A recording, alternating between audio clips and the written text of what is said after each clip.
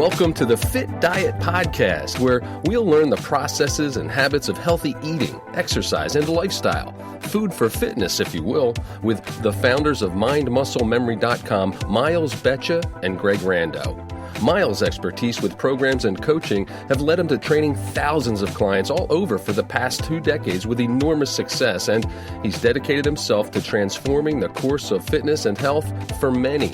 And his partner, Greg Rando, has his own unique skill set as a professional in the world of bodybuilding, with the ability to teach and inspire all he comes in contact with. Join me now as we discover the secrets of sticky fiber and proper habits and how to implement the MindMuscleMemory.com lifestyle. Welcome in and thanks for listening. And welcome back to another informative episode of the Fit Diet Podcast, brought to you as always by the folks at MindMuscleMemory.com and its founders, Miles Betcha and Greg Rando. If you are interested in changing your body composition, losing some inches, improving your healthy lifestyle, well, be sure to visit MindMuscleMemory.com and check out all the resources, including some cool gear too. That's right, they got shirts and tank tops so you can represent in style. And with that being said, in this episode, I think we'll be chatting about lean muscle and your metabolism. Fellas, how are you today, and are you ready to share some insights into lean muscle and our metabolism, Miles? How you guys doing? Sure thing. Good, Bobby. Hi, Greg. How are you doing today? I'm doing pretty well, fellas.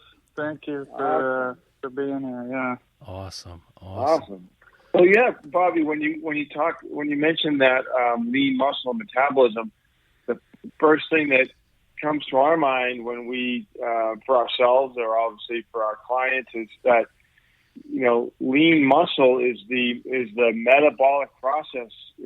Process is to burn calories, and many people come in and have a difficult time thinking about calories in, calories out, and we've talked about that in some previous episodes. But calories in, calories out really isn't the equation for having that long-term success, because if you're just going to continue to monitor, restricting your diet, restricting your calories, and only using the muscle that you have, which a lot of times it's somewhat atrophied or has imbalances to it, and you really can't put the energy out that you normally could. You know how we like to say, you can't run around like a kid again, right? But what if you could actually run around like a kid again?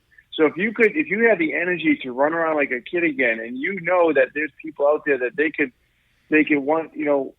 do a marathon a week on the road, walking or jogging on the road, a marathon a week. I mean, there's plenty of opportunity to get your metabolic output that high, which is all about lean muscle. You can't do it without that eating well, incorporating that plant-based diet, and having your muscles be more toned, more strong, balanced, and then you can get your metabolic output out that much higher. And you don't have to worry so much about the calories in, calories out all the time, because you're fueling your workouts.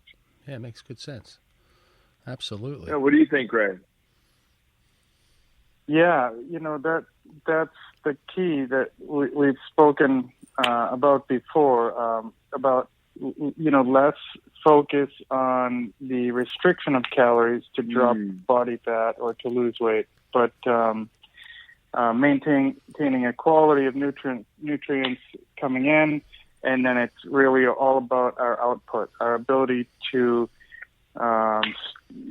strength train, resistance train, to maintain and build lean muscle, to provide a high output, burn more calories, increase more strength. Burn calories with strength training. Well, I want to run around like a little kid again, Miles. That's what I'd like to do, I tell you. I don't need my muscles all atrophied and whatnot. This sounds like good stuff to me. Yeah, it's at all ages, right, Greg? Yeah, absolutely. In doing a little research, it's not. It was interesting to me to find out a lot of scientists and doctors don't really know how exercise or running for example, may increase the metabolism or trigger the metabolism. But what we surely do know by science and scientific evidence is that lean muscle is directly responsible for increasing metabolism. Direct correlation with increased metabolism. Excellent. Yeah. So like we'd say on the that if you have some atrophied muscle, then that's not toned, that's a little bit smaller, weaker, then you're gonna not be able to have that output to overtake the calories in. You got to take so many calories in order for your brain to function or for your body. And so many programs out there are just specifically trying to limit that versus, how do you maintain that lifelong energy levels, but also vitality, weight control, and everything by actually getting your metabolism to improve due to that lean muscle tone around your body. Mm-hmm. Yeah, I like the, and I think what goes hand in hand with the lean muscle is the bone density, and the, I think that that's healthy. One of the funny things, fellas, that I noticed was that when we're at the gym and we're doing reps, for example, on a particular machine or an exercise, and we have a mind or a number in mind, and we kind of plateau at that, but I think that's just more of a function of a limited mindset. I think the body can go a lot further. So when we have an atrophied muscle, meaning a muscle that's not functioning 100%, or like you say, Miles, we can like pierce the veil and go through that with the proper mindset, and actually, drive that lean muscle to work for us, thus burning, increasing our metabolic rate and increasing our metabolism. Wouldn't you agree? Yeah, making those changes, right, in the lean muscle and the strength within that lean muscle, and you're right, Bobby, and what we also look at here when we're talking about lean muscle is output, but also our basal metabolic rate, right, which is the amount of calories our body requires at rest, just for our brain, our heart, our liver, our kidneys, just for these normal body functions. Our organs, our major organs, utilize almost half of that BMR, and then the skeletal muscle and digestion use up the other parts. So, but what we know and what we see through research and see through within our clients is that when we are able to condition our muscles and achieve strength and build our lean muscle mass, in turn we're increasing the amount of calories that we burn at rest. So, our output is the output is very important, but it's not the only thing. We have our resting calories, our resting calorie rate to also help us with burning calories, and on a daily basis, burning calories day in and day out without even necessarily, performing too much exercise. So is it true then that if I go through an extensive, like a heavy leg workout, and I'm expending a lot of energy, burning calories, that when I'm at rest, that my resting metabolic rate will continue to kind of chug along and at a better clip, at a better rate? During recuperation, yes, Bobby? during rest, yeah. Yeah, right, Matt? I mean, that's what when our muscles are repairing and recuperating, our metabolism is also triggered because we're multiplying cells, right? The more cells we have in our muscle, the more muscle we have, the more cells within our muscle, and the more energy within our muscle we burn. Yeah.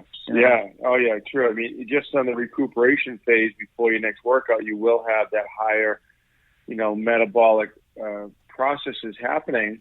And like Greg's saying, that just having more muscle, toned muscle tissue, male or female, if you have your DNA, your potential, your genetic makeup, and you have all of those muscles toned, then keeping them toned will mean that you just have higher resting metabolic rate. Right. Now, yes, if you spend a lot of time not doing anything, they'll atrophy. But like you're saying, Greg, just being able to use your genetic framework, like I said, run around like a kid again, and you'll just use all of those muscles to burn more calories. Even if you're just raking the leaves or going for doing errands, you're definitely going to have more muscle to use during those normal activities.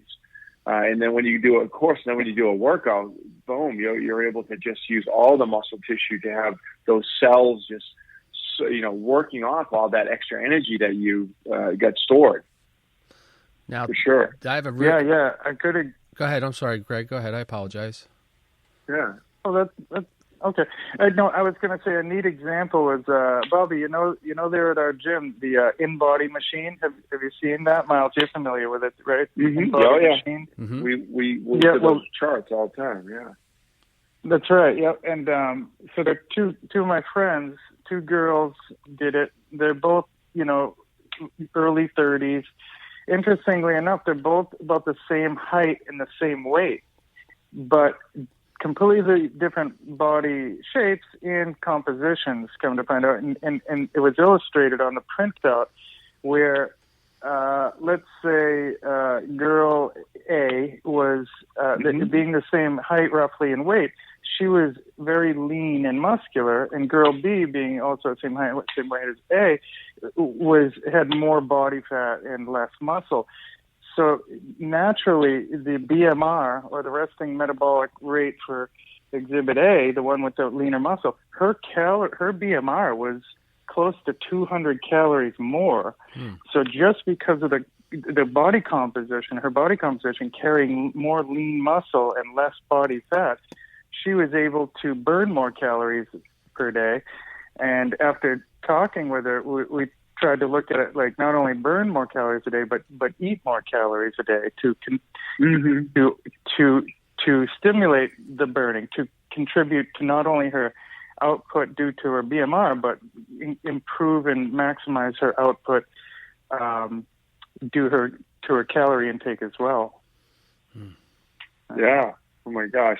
Then think about how that could add up after 7-10 days of just the daily, your body's usage. But then with that more lean muscle available for output, we're looking at, that whole concept. I mean, if you're not building, like we say, if you're not building and maintaining a lean muscle mass, you're inevitably going to inhibit your ability to burn more calories. And you're just going to have to work at getting that genetic capabilities back for your body, and then keep it there. And one of the things I said to my group, an older group of that I have, and I said to them about the bone density, and they said, "Well, I want to make sure I keep my inches, and height." And I said, well, of course, no doubt. And if you think about it, your bones, bone density may get more fragile if you get older and you don't maintain your fitness and everything. But just think about it. Your bones aren't going to get smaller. Your bones are never shown to physically get smaller. They're the same bones. That's interesting. It's just that your arches drop in. You don't keep your knees straight anymore because you don't have the thigh muscle to straight. Your hip and lower back sways. Your upper back loses its strength to keep your spine upright, and then your head can't stay upright. So all of those things mean you have no muscle strength to keep the same bones. So your bones never get actually physically smaller. The same bones you had, they may become less dense. Yeah. But it's your muscles that hold your bones in all of those particular places that if you don't keep those legs strong and lower back and abs and core and your mid back, neck, if you don't keep all those strong, you're going to slouch over and you're going to lose that inch or two. Yeah. And we, Greg, remember back, never forget a couple of the women we had as coming by and doing workouts, and they ended up getting their bone density improvements, but they shocked their doctors by gaining, a half inch or 3/4 of an inch back on their height, and it was consistent year after year. They had gained it back, and they weren't losing it again. Remember? That's encouraging. Yeah, we've had many clients that have not only increased their their posture by, improving their stature by length or height or whatever, and those characteristics. But how many times have we heard somebody come back and say that bone density tests have improved? The actual density of the bones themselves, how that's determined, has shown to improve based on regular, stimulation, regular strength training, stretching, flexibility programs. Yeah. Very cool. Yeah. I had the same thing. It was just in April. Someone came back, and she's in her mid 70s, and she said, my doctor does my lean muscle mass every year, and she was shocked, her doctor, because she had improved her lean muscle mass numbers over the last year from April to April. And the doctor was, whoa, you're supposed to be losing muscle mass over, a year's time. And she says, not if you work out with Miles and M3 and Greg. They're not going to have you do that. Yeah. Yeah, that's encouraging. That's encouraging. So it's like a compound effect in either direction. I mean, you can get the ball rolling in one direction, like in a downhill scenario, or it can go in the opposite direction, depending. And I love how it shocks the establishment, right? The experts. That's not supposed to happen. That's. That's yeah, I know. Yeah. That's brilliant. But you're right. You're right, Bobby, in either direction, because how many times have all of us known somebody, an aunt or a friend or grandparent or a parent or something, where they say, Greg, what can I do? I used to be able to eat all this food and eat so much, and I was lean and muscular, and now I can barely eat anything, and I, just put on weight, and look at this flab on the back of my arm. It's all soft. It used to never be like that, and and I eat less, and I eat real good, and is it hormones? And I think it's hormone, and hormones play a role. They but do. Let's face it, right? When you're 20, 30, 40, you're more active. You've sustained muscle mass, although if your activity level diminishes significantly, we're gonna lose it, but it's not going to be as significant as it is when we get older, 60s and whatnot. And those are the times when we see these transformations, these changes take place, where we used to have a lean muscle mass covered in just normal levels of body fat and have some good strength. They're now really inverse. We have less solid lean muscle, and we because of that we've accumulated more body fat. So it's kind of a compound. That's why last time we talked, I'd like to say, strength and resisting strain, increasing lean muscle mass is like an investment in your health, because, down the road with more sustained lean muscle mass, you're going to reduce your ability to just pack on weight that as we get to an age older in life, when our activities falls off, our hormones do lower, and it's harder to sustain muscle mass and build lean muscle, although we've seen in 70 and 80-year-olds that it can easily be done. That these scenarios take place. So it's very, very, very important on many levels, and health related, and for those people who can't understand why I used to eat so much more, and now my body composition is completely different. That's such a common theme. Definitely. Such a common theme. Definitely. Yeah. And that's very why, common, and lifting weights stimulates that atrophied muscle, but you have to do it really properly. And that's why we have the M3 program, and as coaches, we really want you to make sure you stimulate the muscle properly with the muscle finder method, or those parts in which if you can sense the muscle moving properly and getting some resistance on it, then whatever stage you are, you can be even a very competitive person that rides the bike a lot. But if you had a knee operation, like I had somebody out here, a triathlete, had a knee operation, and then he's like, I can't do the same thing I could before. I was like, well, let's look at that. And he had to find a couple muscles in his inner hip and his hamstrings that were not, they were atrophied. They had to stimulate them, rebuild them. They weren't being active because of the knee injury and the surgery. And then he got to the point where he's like, wow, I can actually be on my feet and swim and run again.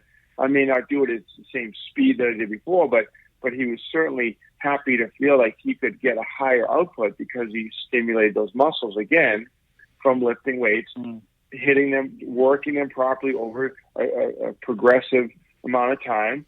And I mean, then of course, again, like we say, it's now your metabolism, right? That's what they're talking about. Now it's lean metabolism is much better. You feel better, you look better. And let's not forget the looks, guys, right? I mean, everybody wants their we're all vain. their shoulders, their arms to look better. And I'm not going to neglect to say that the client who got the better lean muscle mass in her 70s, one of her main things in the beginning was, I want my arms to look better. And she does have better looking arms now. Yeah. So, much to her friends' chagrin, who haven't followed the same protocol. She's standing out by contrast. Well, it's great. It says I'm over here at the website mindmusclememory.com. Having more lean muscle mass will increase your caloric burn naturally. And how's that possible? Well, the more muscles that you have, the more cells burn energy.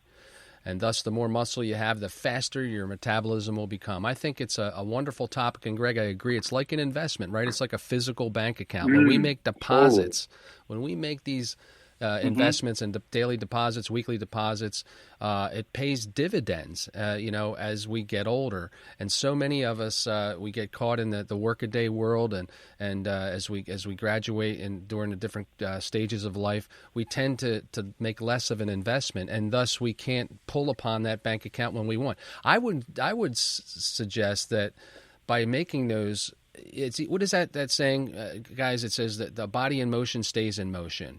And once a body stops, it takes a lot of, to get that ball rolling again. It takes so much more energy and effort. So I think it's wise and prudent just to make those daily, weekly, those investments in, in the muscle training. It has to. Yeah, and if you're if you want to improve your body composition or you want to reduce your body fat, get on over to Mind Muscle Memory, download some of the videos, the blogs, excellent things like that. Blogs. Yeah. Get off to a good start because what you see often, and I've done this, back in the day of trying to learn my way, and you see it often is we can actually destroy our metabolism or, inhibit and lower our metabolism by reducing our calorie intake or dieting or trying to lose weight. So, we want to make sure we sustain a good level of output by making sure that those calories are up there. Because what happens is we restrict our calories, we end up not only losing weight, not necessarily body fat, but weight, and that sometimes comes off in the form of muscle. Now what's going to happen when we have less muscle, less ability to burn energy, we now have a slower metabolism. So we think we're, trying to do the right thing by reducing our caloric intake, but we're sort of, stepping on our own toes at the same time. We're getting in our own way there. So it's funny. Yeah. Go ahead, Miles. As I'm sorry. you said at the outset, Miles. Yeah. That's so true. Obviously we are in the Fit Diet podcast world here. We're in the plant-based diet, and with the predominant plant-based diet, where again we always like to say nothing's off limits. But if you really restrict a lot of the other things just to taste a few things here and there, and you go plant-based with the main majority of all your meals, breakfast, lunch, and dinner, and snack, then you're going to have somewhat moderated those calories. And once you moderate the calories that are fueling your better digestion, fueling your system, and you can actually have some better and better consistent workouts and some better output and some longer walks and a longer hike and longer weight training workout. Quality of life. Boy, it's such quality. And those, I really think it's valuable to say again that, the meals that we eat, that we are also an investment, because each of those meals that we have, as well as that focused plan of making sure we get some aerobic exercise, our resistance training, get those muscles all lean and toned. It's incredible how you'll feel and look. And that's what you really want, is that people are always wanting to get that change of the look, and it's really going to come from just being consistent. And that's what we really want you to know, is do it right, because we shortcut everything for you here. We went through everything, we learned everything, and know the differences of how to move or how to better food combination, and that investment is just going to take you so far. It's going to feel great, look great.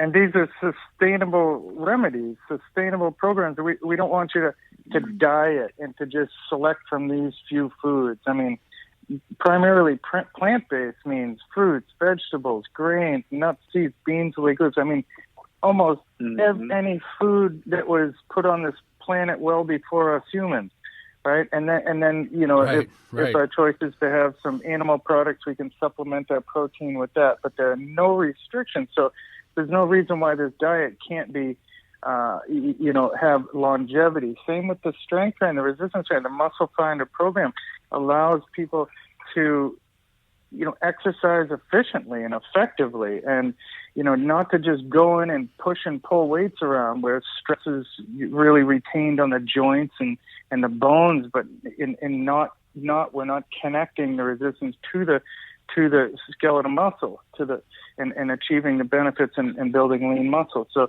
we're trying to make these programs at M3 sustainable by giving the information that people can use on a broad-based platform. However they like to eat, just incorporate these foods. You're going to exercise, whether it's cardiovascular, resistance training. Here are the proper ways to do it. When you do it properly, you're going to get safe results, and the results, as we said in one of the last episodes, are small victories that lead you to your bigger goal. Excellent. Well said. Right. Well said. So over at mindmusclememory.com, the folks at M3 want to get a hold of these guys. They'll tailor-make it for you. They've done all the homework, the research. They have the education. They've got the experience, and they've got the proof is in the pudding with their clientele. Become one of them. Reach out. As Greg mentions, the blogs are insightful, the videos. I would encourage each and every one. We don't want to end up destroying our metabolism and then looking for some magic pill or some silver bullet in the 11th hour of our life saying, this is going to be the fix-all. When we make those small incremental investments, I think that's wisdom. It's putting money in the physical bank, whether it's lean muscle or skeletal, bone density, et cetera, as we discussed today. Great stuff, guys. Wonderful episode.